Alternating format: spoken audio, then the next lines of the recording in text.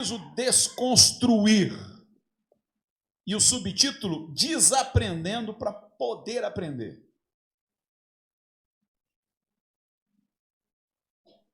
Quando você adquire uma propriedade onde já haja ali alguma construção, você tem duas opções. Aliás, três, né? Ou você simplesmente muda para aquela casa do jeito que ela está, sem mexer em nada na sua estrutura, sem pintar suas paredes, sem nada, deixa como está. Ou você, antes de se mudar, ou mesmo depois de fazê-lo, faz uma reforma, repara o que precisa ser reparado, troca o que precisa ser trocado, mas não mexe nas estruturas. Ou você coloca aquela casa no chão e começa tudo de novo. Às vezes é preferível começar do zero, começar da maneira certa. Será que tudo que você aprendeu até o dia de hoje corresponde à verdade? Você sabe que há pessoas que se acostumam de tal maneira a pensar raso que elas nem percebem as contradições, as incongruências. Elas são capazes de conviver e de articular pensamentos completamente opostos entre si, numa boa. Isso é um problema muito sério. Isso pode levar a pessoa a viver uma vida completamente ambígua, ora pensando de uma maneira, ora pensando de outra maneira. Há pessoas que, enquanto estão dentro da igreja, se adequam ao pensamento religioso, mas logo que deixam o ambiente eclesiástico, é como se elas se trocassem de roupa. Quer dizer, elas têm um pensamento lá fora, outro pensamento aqui dentro. É necessário que se encontre coerência. As coisas precisam fazer sentido, as coisas precisam se encaixar. Já brincou de Lego alguma vez?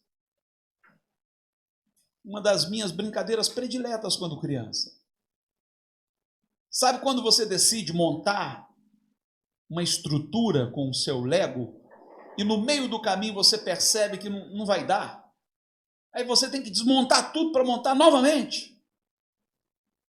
Mas nem todo mundo tem paciência para isso. As pessoas preferem partir de onde estão sem mexer no que já está no lugar.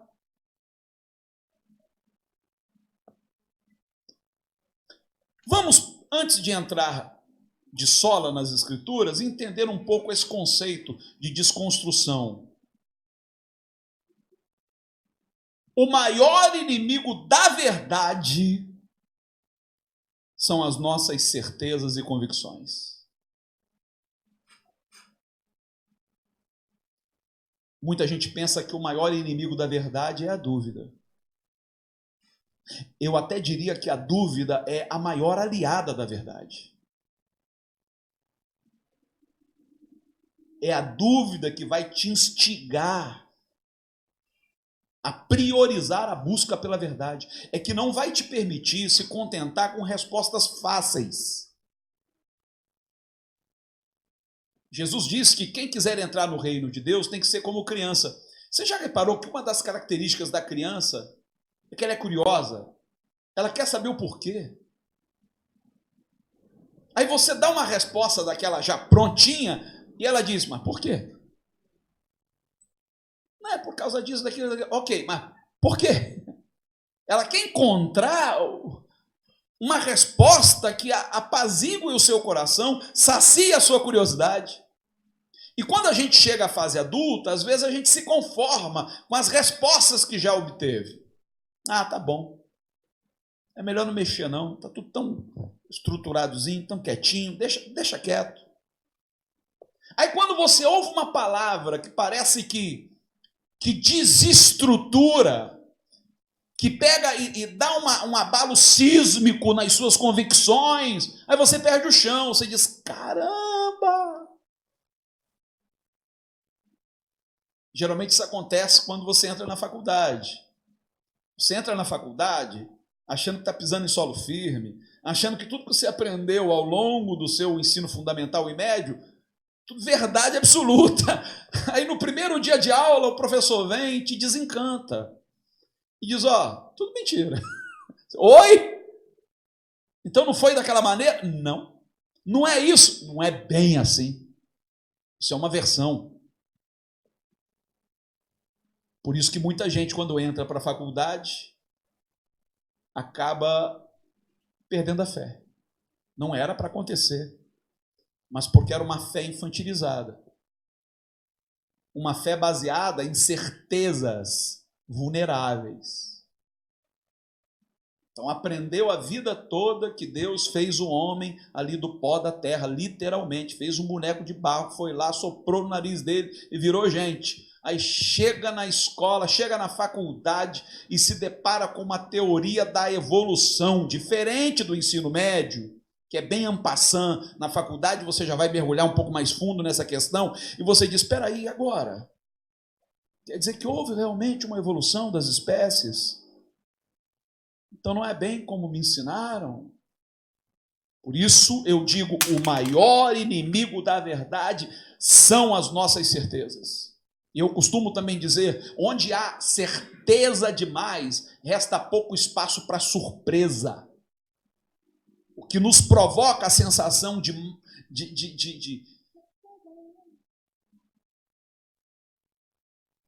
fascínio, sabe, de maravilhamento, é justamente a surpresa. O conhecimento tem que nos surpreender. E muitas vezes, ao nos surpreender, joga por terra muitas das nossas certezas.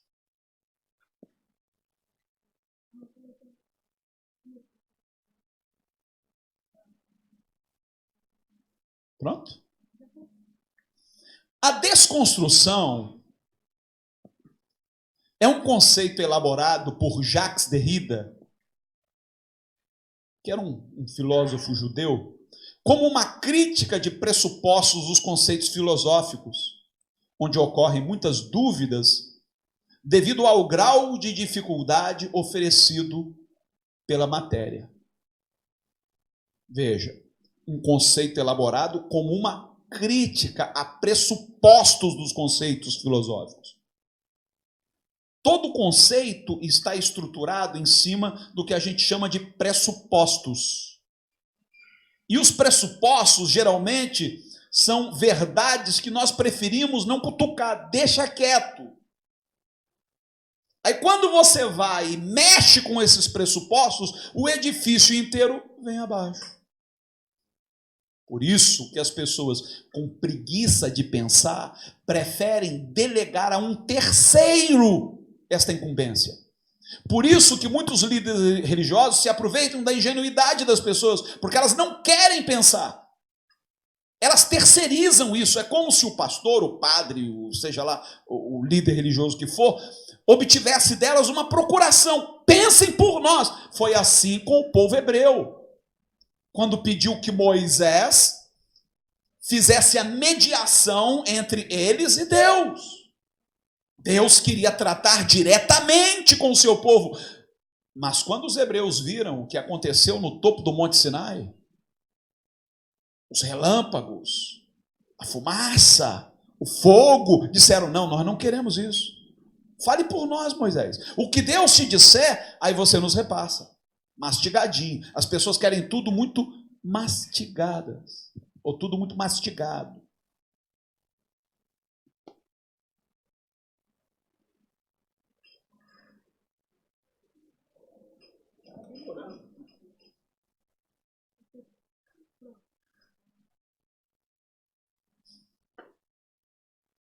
Tem uma frase do Nietzsche, que é muito controversa, mas está dentro desse contexto, onde ele diz: não existem fatos, apenas interpretações.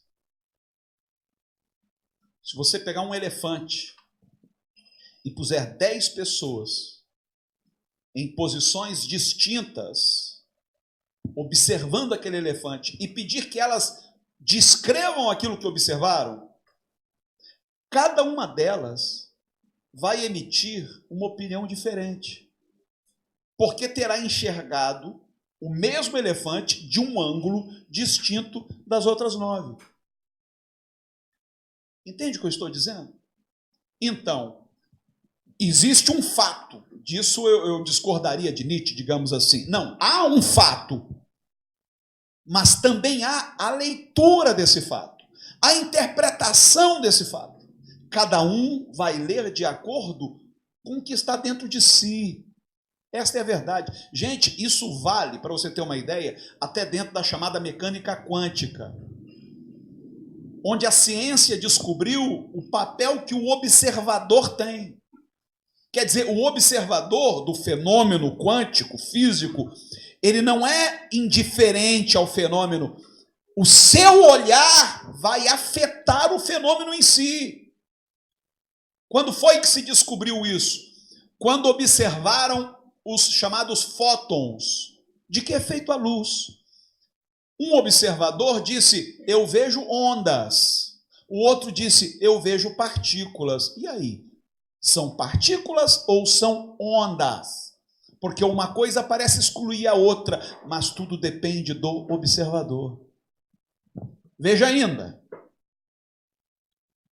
A desconstrução não significa destruição completa. Por favor, não confunda as coisas. Mas sim uma desmontagem, uma decomposição dos elementos, a fim de se alcançar uma compreensão mais abrangente.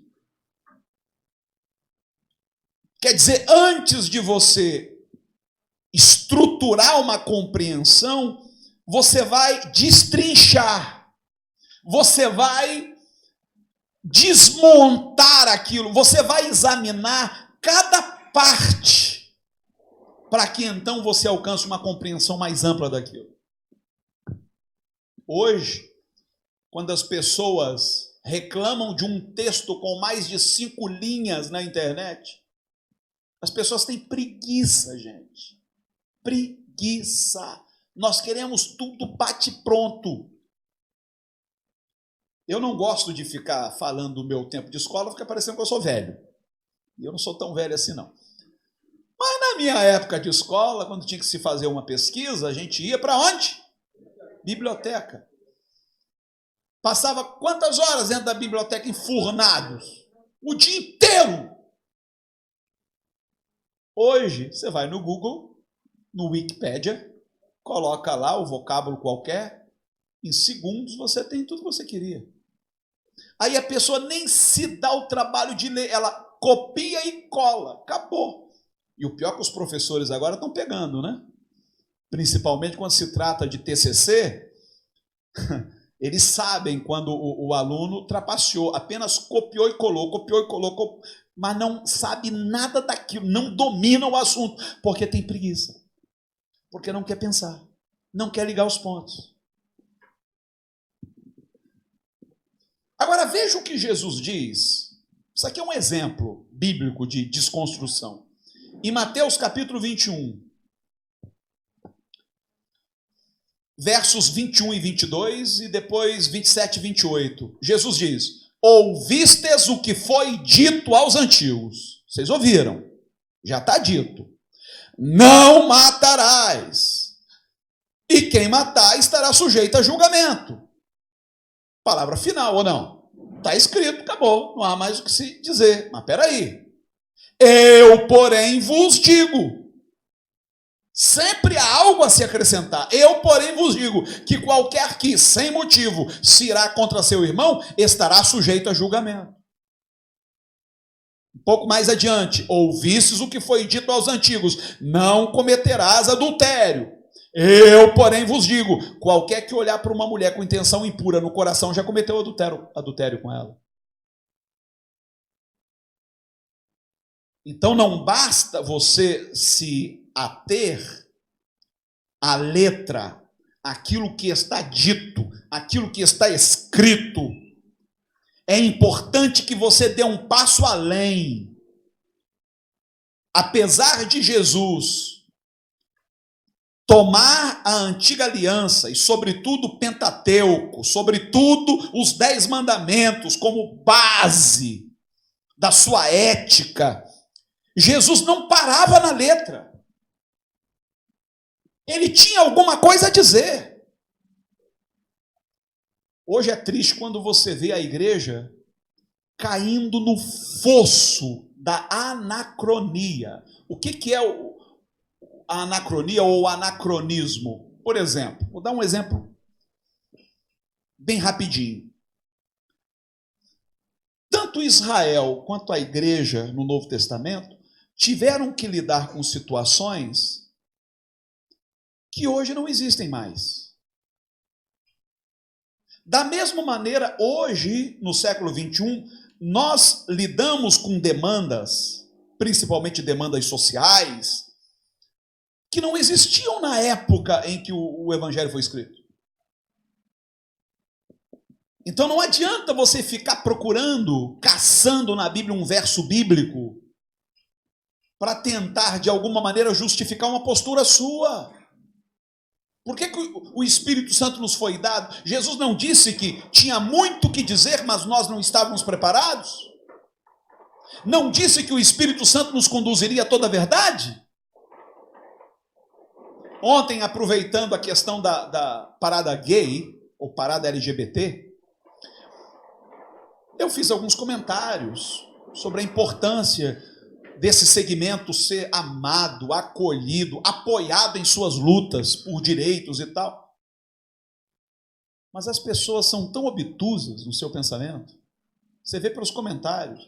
Teve um que colocou assim: ó, o senhor poderia, por favor, me citar um versículo bíblico que dê legalidade à prática homossexual? Eu falei: oi? Você está falando de quê? Não, tem que encontrar um verso bíblico lá que apoie a causa LGBT. Mas não era uma causa. Não havia essa demanda. Essa é uma demanda da atualidade. Veja, por exemplo, naquela época haviam escravos, hoje não. Hoje há empregados. Naquela época havia senhores, hoje há patrões. São papéis bem distintos, análogos às vezes, mas distintos. Porque o empregado recebe para trabalhar. O escravo não tem direito, o empregado tem. Então, como é que eu posso pegar algo que a Bíblia fala com respeito à relação dono e escravo e querer aplicar isso de maneira literal à relação patrão-empregado? Percebe a necessidade que há de se fazer uma desconstrução? Entender o contexto histórico daquilo. Por que a Bíblia está falando daquilo? Qual era a demanda? Qual era a razão? A situação que estava sendo enfrentada? E não simplesmente transpor aquilo para os dias atuais? Sem respeitar nenhuma regra de exegese, de hermenêutica, nada? Jesus, ele se refere a 2 mandamentos. Um, não matarás, e o outro, não adulterarás. O que Jesus faz? Amplifica. E diz, aquele que olhar para uma mulher com desejo impuro no seu coração já adulterou com ela. Em outras palavras, ninguém aqui é santinho, não. Vocês querem apedrejar alguém flagrado em adultério, mas todos aqui têm pensamentos impuros. Então está todo mundo farinha do mesmo saco. Ouvistes o que foi dito, versos 38 a 41. Olho por olho, dente por dente. Que é a chamada lei de Talião, né? Eu, porém, vos digo, não resistais ao homem mau. Não resistir no sentido de enfrentar, encarar. Se alguém te bater na face direita, oferece-lhe também a outra. Se alguém quiser levar-te ao tribunal e tirar-te a túnica, deixa-lhe também a capa. Se alguém te forçar a caminhar 1 milha, vai com ele 2. Gente, esta lei de Talião, olho por olho, dente por dente, já era uma grande evolução, porque estabelece a proporcionalidade. Ó, se você foi lesado e te tiraram um olho, você não tem o direito de tirar dois. Então era uma maneira de limitar, sabe, de estabelecer uma regra de justiça, de equidade. Por cada olho, um olho, por cada dente, um dente. Jesus dá um passo além, tornando esta regra obsoleta. Isso é desconstrução. Quer dizer, o que era considerado mais evoluído, que nem mesmo um império como o romano foi capaz de tornar, de encontrar algo superior, Jesus vai, desconstrói e diz: eu tenho algo a dizer, além deste mandamento, ou além desta regra. Alguém te feriu uma face, oferece a outra. Você vai interromper o ciclo da perversidade, da malignidade. Não adianta você querer pagar o mal com o mal. Veja ainda. Próximo. Qual era a chave hermenêutica usada por Cristo para a compreensão das Escrituras? A mesma que devemos usar para a compreensão da vida. O Caio Fábio, que é uma figura que eu particularmente, por quem nutro uma admiração grande, para mim um homem à frente do seu tempo, mas ele cunhou essa expressão, chave hermenêutica, e disse que Jesus deve ser a nossa chave hermenêutica. Isto é, você não deve fazer uma leitura bíblica sem levar em conta Cristo. Cristo é o filtro. A Bíblia toda tem que passar por esse filtro. Senão, meu irmão, já era. Senão, quando um filho seu for desobediente, você vai ter que levá-lo à porta da cidade para ser apedrejado até a morte. Um dia desse, um pastor veio a público exigir a morte de homossexuais por apedrejamento. Isso é ridículo. Isso é completamente ridículo. Aí eu pergunto a esse pastor se ele também está disposto a entregar um filho dele para ser apedrejado no dia em que responder mal ao pai. Então, Cristo é a chave hermenêutica, isto é, que abre a porta da compreensão das Escrituras. Mas qual era a chave hermenêutica que Cristo usava? Isto é, como é que ele interpretava a Bíblia? Que a Bíblia do tempo de Cristo era o Velho Testamento. Não é isso? O Pentateuco, né, os 5 primeiros livros, os Salmos, os históricos, os profetas maiores, menores, era a Bíblia que Jesus lia. E qual era a chave que ele usava para compreender? Porque deveria ser a mesma chave hermenêutica usada por nós na compreensão da vida. Porque, gente, não basta fazer uma leitura plausível, equilibrada das Escrituras. Eu preciso fazer uma leitura da realidade. Como é que eu interpreto a realidade? Com as suas demandas, com seus desafios, com tudo aquilo com que me deparo no meu dia a dia. Como é que eu faço essa leitura? A partir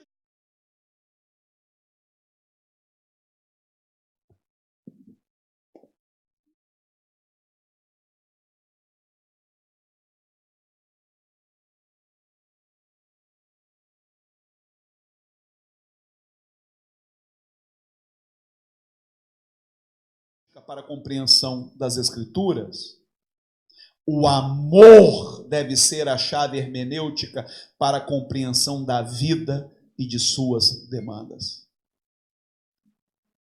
Quer dizer, a chave usada por Cristo, tanto para compreender as Escrituras, quanto para compreender as demandas humanas, não era outra que não fosse o amor. Em Lucas, capítulo 10, versos 25 e 26, por favor, redobre a sua atenção. Diz o texto: e eis que se levantou um certo doutor da lei, tentando-o e dizendo: mestre, que farei para herdar a vida eterna? E ele lhe disse: que está escrito na lei? Como leis. Prestem atenção nisso. Aqui são duas perguntas. Esse sujeito, esse mestre,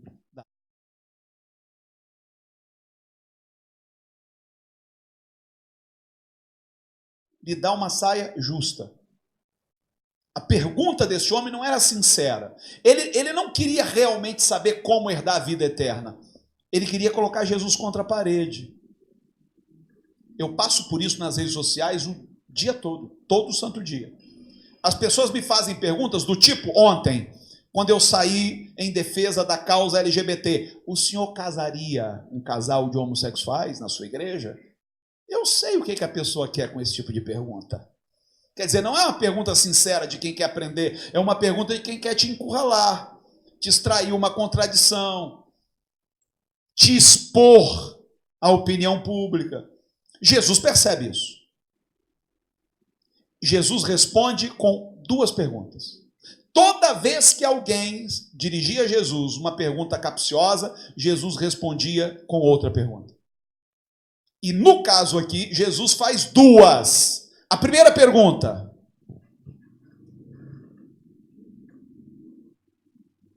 que está escrito na lei? Esta é uma pergunta de caráter objetivo. Não há como mudar o que está escrito. Está ali, acabou. Como diria o Rogério Magri, que não é do seu tempo, que foi ministro do trabalho na era Collor, ele cunhou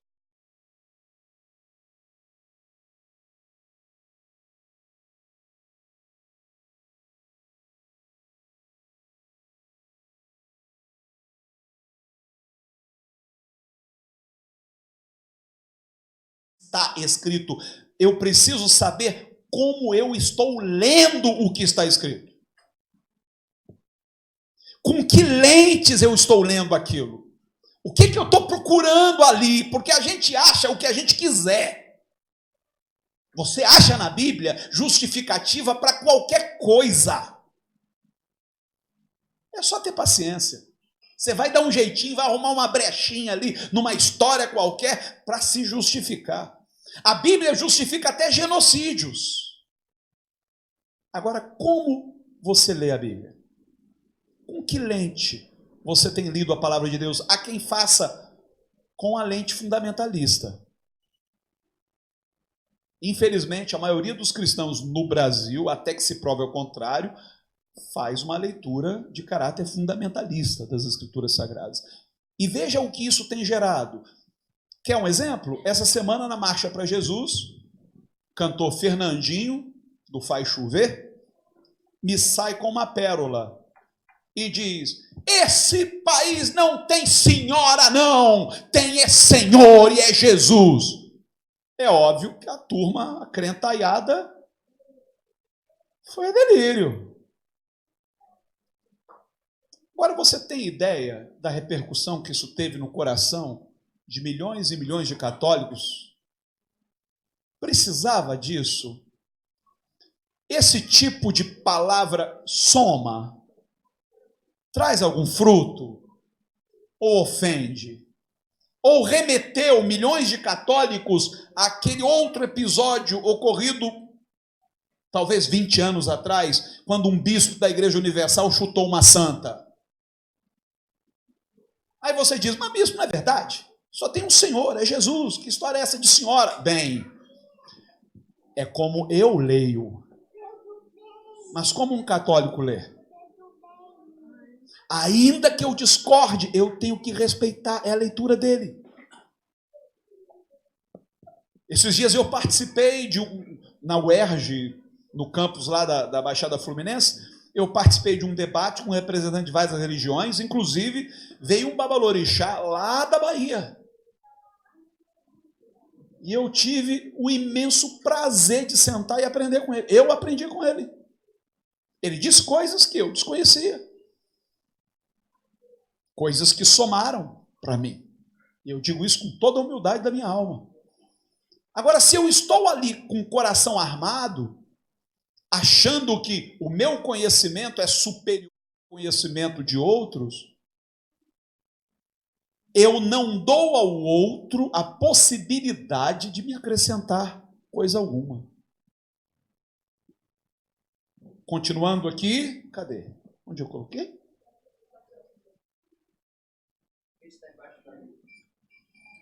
Provavelmente.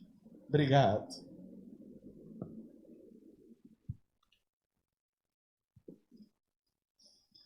Rubem Alves, que foi um grande teólogo,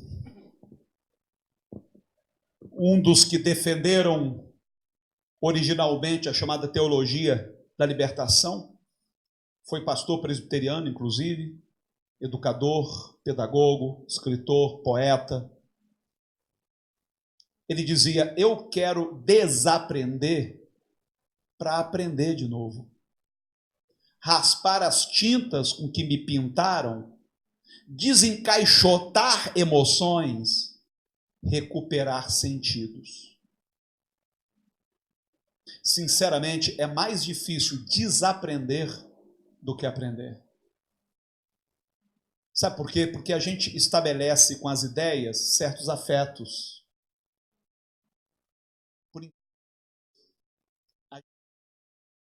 De afeto com as ideias. E abrir mão delas é como se estivéssemos abrindo mão de nós mesmos. Talvez por isso Jesus disse que se alguém quisesse ser seu discípulo, deveria fazer o quê? Renunciar a si mesmo. Negar a si mesmo. Abrir mão de ter razão. É fácil você reconhecer que não tem razão? Mas a gente quer ter razão em tudo. A gente quer ter a última palavra. A gente fala como quem dogmatiza. A minha palavra não pode ter o peso de um dogma. Dogma é uma verdade que não pode ser contestada, apesar de não poder ser comprovada. Entende o que é um dogma? Por exemplo, dentro do catolicismo existe um dogma chamado transubstanciação. É a crença de que a hóstia se transforma no corpo de Jesus. Tem como comprovar isso? Não. Mas também não tem como contestar. Não pela fé. Eu tenho que respeitar, ainda que eu diga, essa verdade para mim não faz o menor sentido, mas é a verdade dele. Eu tenho que respeitá-lo. Sem esse respeito não é possível diálogo. Se eu não me abro a ouvir o outro, eu não posso exigir que ele me ouça.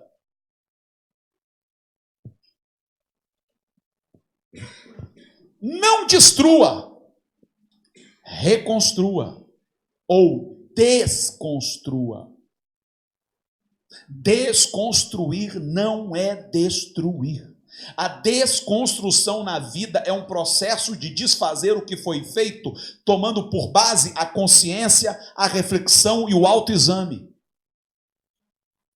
Nós não fomos criados para destruição, mas sim para construção, desconstrução e reconstrução. A destruição é algo externo que vem sobre nós. Por exemplo, eu posso desrespeitar o meu irmão, meu amigo, suas ideias, seus pressupostos, e simplesmente usar as minhas palavras com a pretensão de destruir seus argumentos. Debate é isso. Eu participei de muitos debates, muito na televisão, no rádio, e às vezes eu me perguntava o que eu estou fazendo aqui. Porque eu nunca vi em um debate, um debatedor dizer, realmente o meu oponente tem razão. Ele morre, mas não retrocede, não dá o braço a torcer. E todo o argumento dele é para destruir a ideia do outro. Não é para fazer uma síntese, como diz na dialética. Não, é para destruir. E aí? O que você está dizendo? Quer dizer, eu te ouço não para compreender o seu ponto de vista. Eu te ouço já articulando na minha mente uma resposta para te desmontar. Isso não é desconstruir, isso é destruir. Deus não nos chamou para destruir ninguém. Então, o processo de desconstrução é um processo de dentro para fora. Só você pode se submeter a esse processo. Não vem de fora. É você. É você que tem que reavaliar, se autoexaminar. De vez em quando, faça um inventário na sua vida. Faça perfilar ante os teus olhos todas as tuas verdades e veja o que já se tornou obsoleto. Não, isso não serve mais. Por que não serve? Porque eu cresci. Você guarda roupa de quando você era criança? Tem na sua casa roupas suas de quando você era criança? Você pode até guardar de lembrança, mostrar para os seus filhos, para os seus netos, mas você usa? Porque não cabe mais, você não é a mesma pessoa. Você é a mesma pessoa de um ano atrás? Você cresceu, você evoluiu. Da mesma forma que você adquire roupas, você também precisa aprender, de vez em quando, a descartar ideias que já não combinam com você. Combinaram numa etapa da sua vida, mas como diz Paulo, quando eu era menino, eu pensava como menino. Agora que cheguei a ser homem, o que eu fiz com as coisas de menino? Joguei fora. Não cabe mais.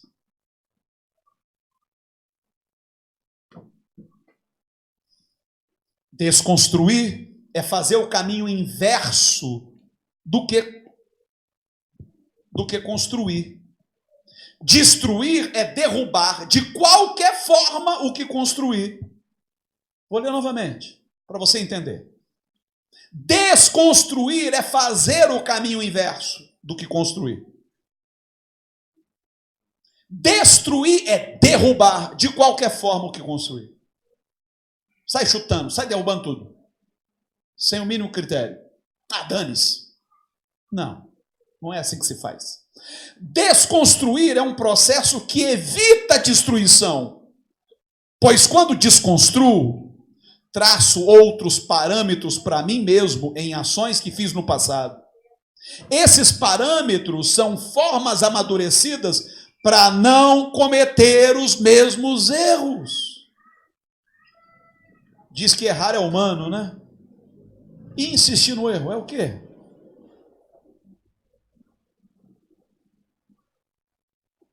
Faz o balanço da sua vida. O que te levou a tomar atitudes das quais hoje você se arrepende amargamente? Você quer realmente que a sua vida daqui por diante seja apenas um eterno recapitular daquilo que você já viveu no passado? Você não gostaria de ver novas paisagens na sua vida? Você não gostaria de obter novas experiências, de crescer? Então você precisa de submeter a esse processo de desconstrução. Você precisa remover algumas coisas do lugar. Destruir é sempre uma atitude impensada, preste atenção. Destruir é sempre atitude impensada, ou pouco pensada, e muitas vezes instintiva ou impulsiva. Você já viu quando uma criança está construindo ali uma estrutura de Lego e que no meio do caminho ela perde a estribeira e sai derrubando tudo? Não tem criança que faz assim? Isso é destruir, não é desconstruir. Desconstruir é você remover Lego por Lego, peça por peça, para começar novamente. Sem estardalhaço, sem bagunça. Hã? Exato. Não é explosão, é implosão. Já desconstruir é uma atitude que vem com o amadurecimento através de uma autoanálise de todos os fatores e pontos relacionados com determinada situação.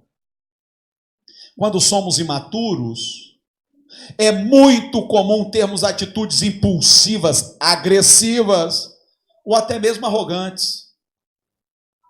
Mas nada melhor do que a própria vida para nos ensinar que o melhor caminho não é por aí. Cá entre nós, quantas vezes você destruiu algo precioso por conta de um rompante? De um impulso?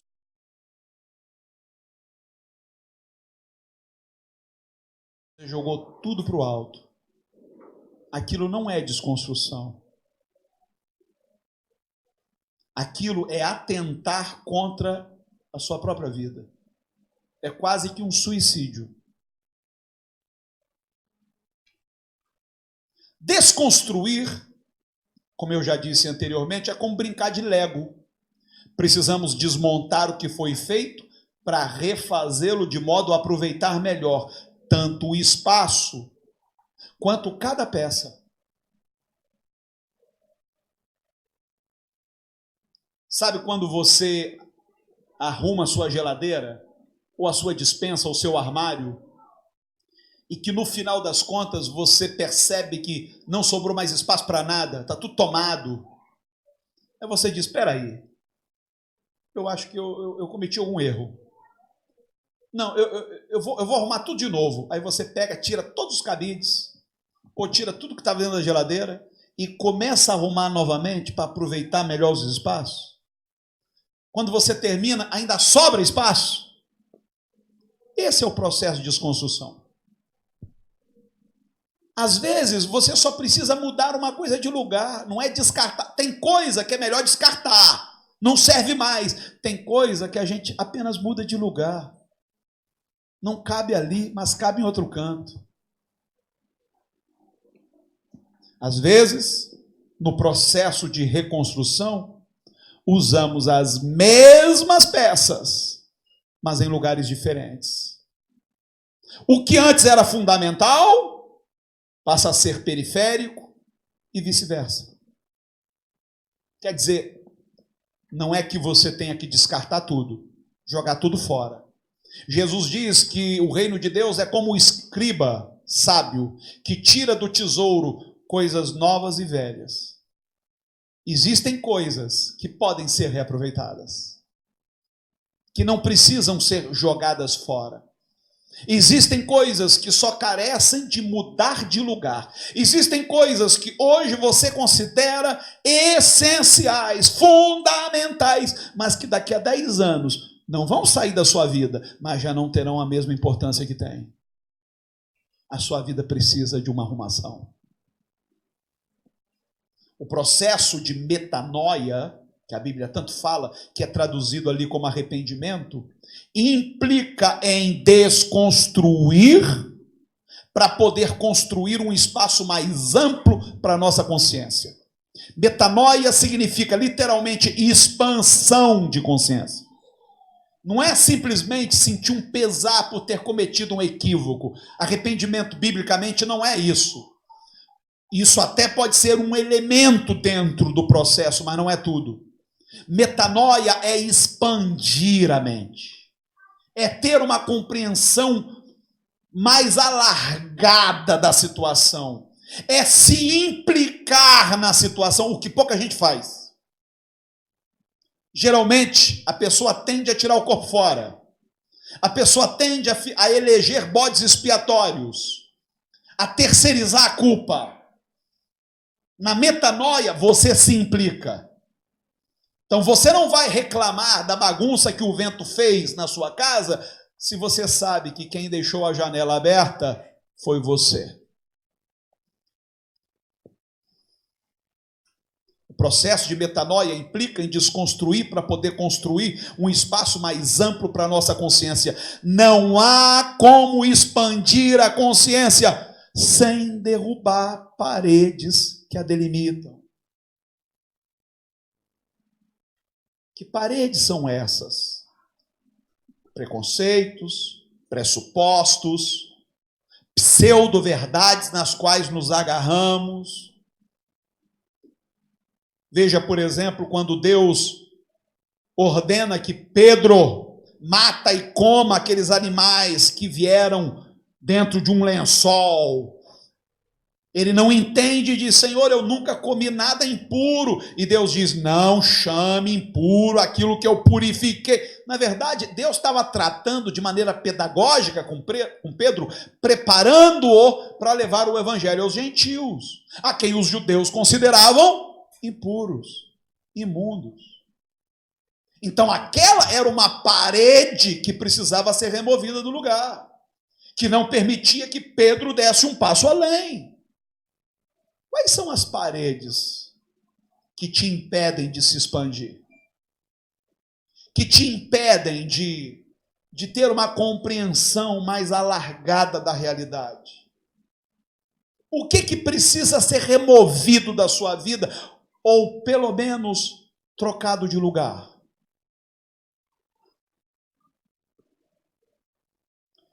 Se ao reconstruirmos, percebemos que nossa obra apresentou a mesma configuração, concluímos que falhamos no processo de desconstrução. É chover no molhado.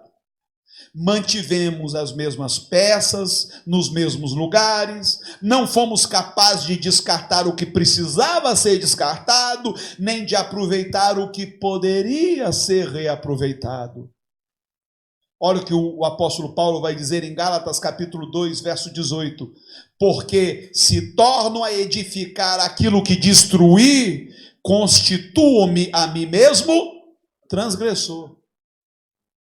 Então imagine, no caso de Paulo, Paulo está falando com os cristãos da Galácia, que agora estavam enamorados do judaísmo, estavam abraçando a proposta judaizante, estavam abandonando a graça pela lei. Aí Paulo se implica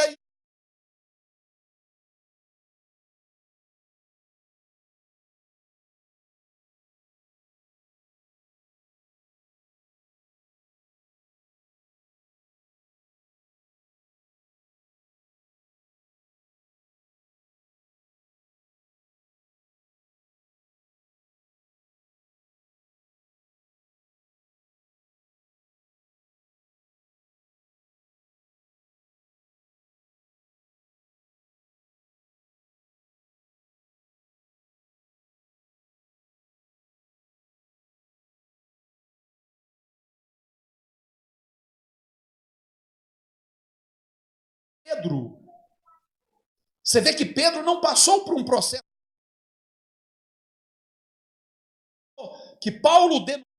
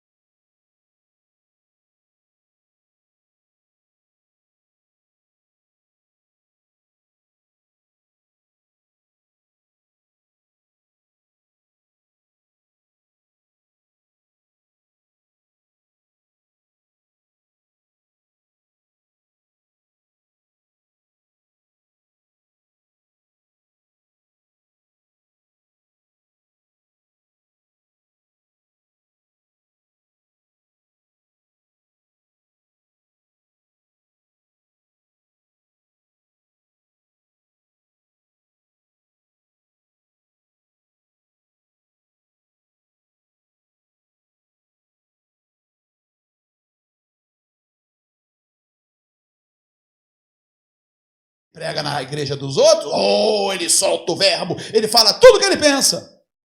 Está agindo como Pedro, demonstra não ter passado por um processo de desconstrução completo.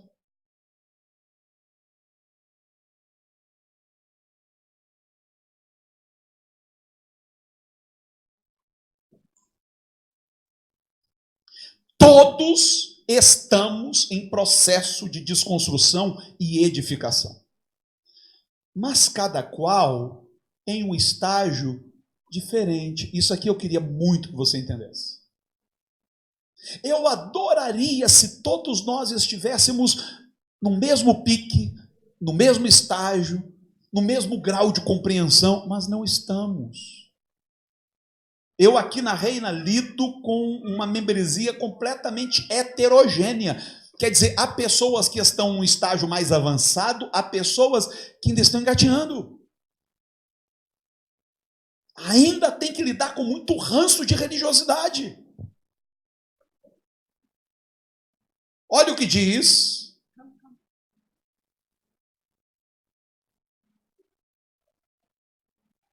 Filipenses capítulo 3, do verso 15 ao 16. Todos quantos somos perfeitos, tenhamos este sentimento. É muito interessante, porque o sentimento de que Paulo está dizendo é justamente o sentimento de não ter alcançado a perfeição. Quer dizer, para Deus, a perfeição nada mais é do que a consciência da sua imperfeição. Então, todos quantos somos perfeitos tenhamos esse sentimento. E se pensais de outra maneira, Deus o revelará. Andemos, contudo, segundo o que já alcançamos. Deus vai cobrar de mim aquilo que eu alcancei. Ele não vai cobrar de mim. Então eu tenho que andar, viver aquém desta consciência. Porque a Bíblia diz lá em Tiago que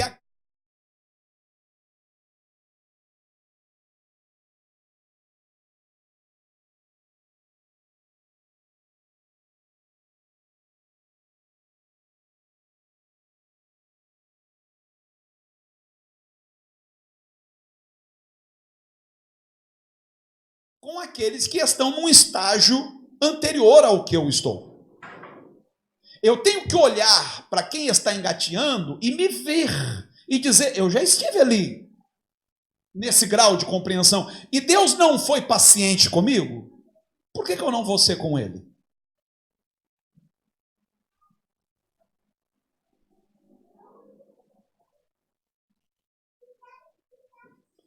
Em Romanos capítulo 14, versos 13 e 14, depois o verso 20. Hoje está forte aí atrás, hein? Complicado hoje. Romanos capítulo 14, do 13 ao 14, depois o verso 20 diz assim: portanto, não nos julguemos mais uns aos outros. Antes, seja o vosso propósito, não por tropeço ou causar escândalo ao irmão. Eu sei, e estou certo no Senhor Jesus, que nenhuma coisa é de si mesma imunda. Mas se alguém a tem por imunda, então para esse é imunda. Agora veja, não destruas por causa da comida a obra de Deus. Naquela igreja em particular, o pivô de toda a discussão era a questão dietética. Então, alguns achavam que cristãos não deveriam seguir a dieta prescrita na lei de Moisés. Então, o cristão poderia comer qualquer coisa, e alguns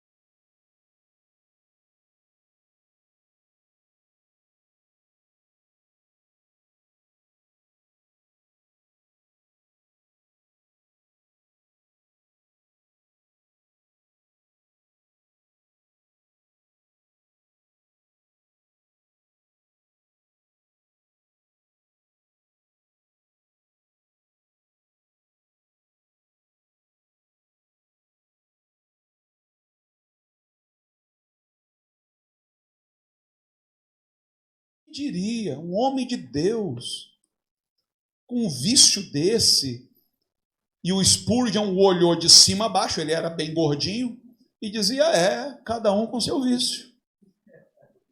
Você está me julgando porque eu fumo e você que come. Nem eu posso te julgar, nem você a mim. A gente tem a gente tem a tendência a fazer juízo moral daquilo que não é moral. Aí a gente diz, mas para mim é inadmissível, eu não aceito, como alguém me perguntou ontem, um cristão pode ser homossexual? Na cabecinha de uns é impossível, não tem como conciliar uma coisa com outra. Na cabeça de outros, qual é o problema? O problema está aqui, gente. É na consciência. Nem todos passaram por um processo de desconstrução que lhes permitisse ter uma visão mais abrangente das coisas. Às vezes, nós estabelecemos juízo em cima de notícias infundadas que a mídia difunde, em cima de fake.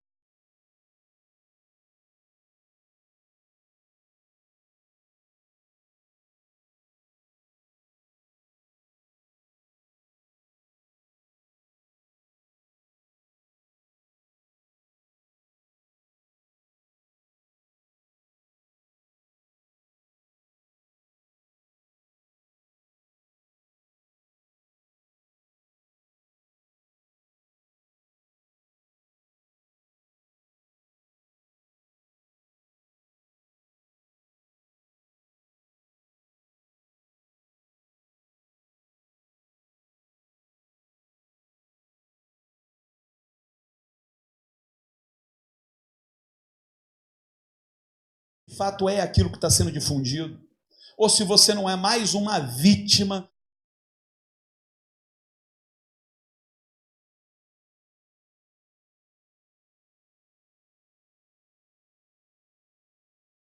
Em Romanos 14, 22 e 23, é a última passagem. Olha como Paulo diz, como ele encerra esse assunto praticamente. Tens tu fé? Tem-na em ti mesmo diante de Deus? Bem-aventurado aquele que não se condena naquilo que aprova. Aquele, porém, que tem dúvidas, se come, está condenado. Porque não come por fé, e tudo que não provém da fé é pecado. Eu, por exemplo, eu não tenho nenhum problema com comida que tenha sido oferecida A, B ou C. Eu não tenho problema. Posso chegar em qualquer restaurante do mundo ou ir à casa de qualquer pessoa, o que ela me oferecer, eu vou simplesmente dar graças a Deus e comer, e não vai me acontecer nada. Agora, eu não posso exigir que alguém que não tem esta mesma compreensão haja como eu. Eu busco agir de acordo com o conhecimento que eu adquiri do Senhor. Mas eu não posso pegar uma pessoa de mente fraca e exigir que ela adote uma postura semelhante à minha, porque se ela comer, vai fazer mal a ela, porque o problema está aqui, ó. Ela nem vai dormir à noite. Vai passar mal, vai ter enjoo, vai vomitar, vai dar piriri, vai tudo. Porque está aqui, ó, na mente. Aí eu lhe pergunto, em que nível está o processo de desconstrução na sua vida? Que tijolo, que pedra ainda não foi removida do lugar? Que pensamento insiste em te manter refém? Eu disse que aquela passagem era a última, mas eu ainda tenho mais uma para terminar, que é o capítulo 15, versos 2 e 3. Esta sim é a última. Olha o que diz o apóstolo. Portanto, cada um de nós agrade ao seu próximo no que é bom para quê? Para edificação. Pois também Cristo não agradou a si mesmo. Em outras palavras, por exemplo, digamos que para mim, o tomar uma taça de vinho não me faça mal nenhum. Eu até aprecio o sabor do vinho. E eu não encontro na Bíblia nada que me impeça ou que diga ser pecado tomar uma taça de vinho. Mas eu sei que há aquele irmãozinho que é fraco na fé, que se escandaliza por uma bobagem. Tanta coisa para se escandalizar, ele vai escandalizar com uma taça de vinho. Por amor àquele irmão, eu deixo de me agradar a mim mesmo. Eu me privo de algo que não me faz mal nenhum, só para poupar a sua consciência. Entretanto, qual é o meu papel? Não é simplesmente me abster de algo que eu considere legítimo, que eu acredite não me faça mal algum, por amor àquele irmão. Não é só isso. É buscar ajudá-lo também no seu processo de desconstrução. Um dia eu estive na posição em que ele está. Eu preciso ajudá-lo a chegar onde o Senhor me levou. Mas não destruindo. Veja, olha a diferença. O processo de desconstrução é de dentro para fora. Então não é eu usando de argumento para tentar destruir o argumento dele, para mostrar a ele o quanto o argumento dele é falho, porque aí eu não vou desconstruir, eu vou destruir. É certo isso? Não. Mas aos poucos. É como quem ensina uma criança a falar. Já ensinou uma criança a falar? Você já chegou para uma criança recém-nascida e disse: neném, fala comigo, paralelepípedo. Ela tem condição de falar paralelepípedo? Você começa com, fala, papai. Quando a criança fala papai a primeira vez, o pai quase desmaia. Fica até uma disputa entre pai e mãe para ver se a criança vai falar mamãe ou vai falar papai primeiro, não é assim? Mas é uma palavrinha de 2 sílabas. Mamã, papá. Não é assim? Você ajuda. Você entende que aquela criança tem suas limitações. Ela vai precisar passar por um processo de aprendizagem até alcançar o ponto em que ela possa lidar com conceitos mais sofisticados. Não apenas proferir palavras maiores, sílabas mais carregadas, mas também lidar com abstrações, lidar com conceitos. Não é da noite para o dia. O que eu não posso é perceber que aquele meu irmão está vivendo uma espiritualidade infantil, aí eu vou me privar de algo porque eu não quero escandalizá-lo, mas vou mantê-lo naquela infantilidade o resto da vida. Eu não posso. Ele precisa crescer. É como tirar a chupeta da criança.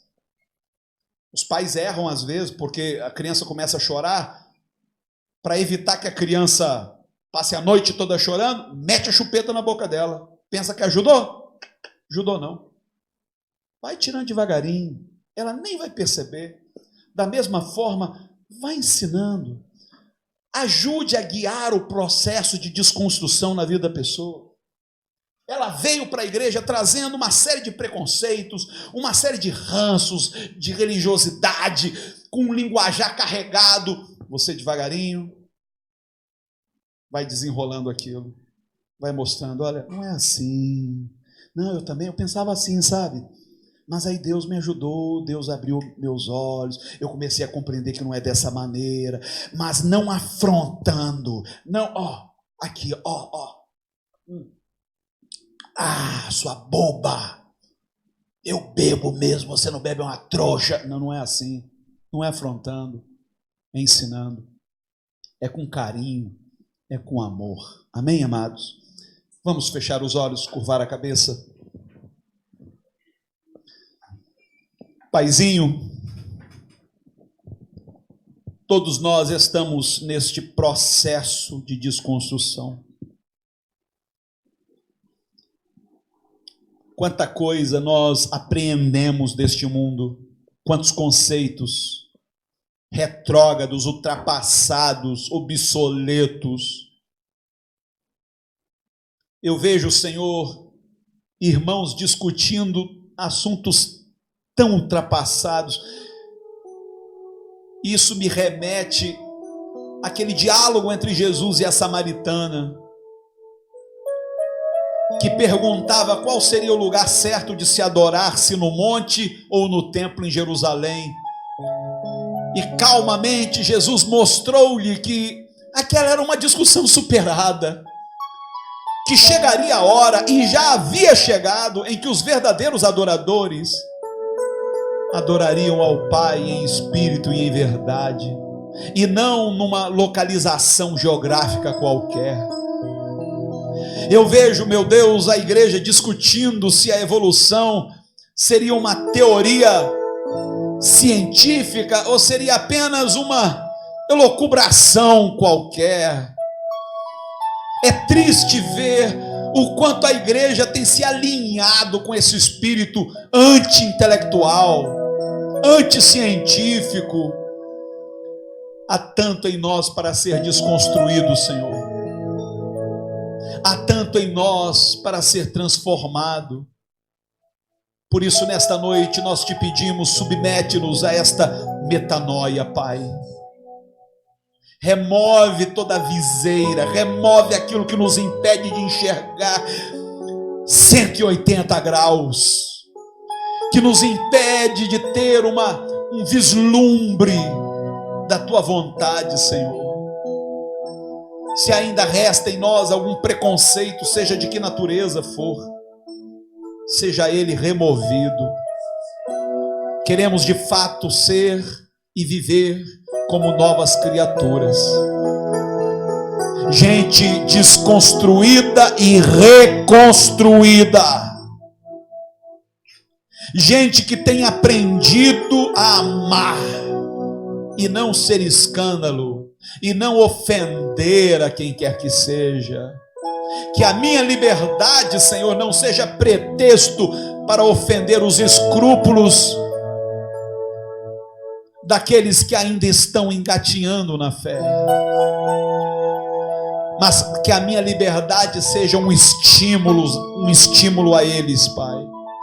Que a minha liberdade seja uma maneira de encorajá-los a crescer, a prosseguir, a romper com as amarras religiosas. Em o nome de Jesus, Pai. Eu gostaria que você falasse com Deus agora.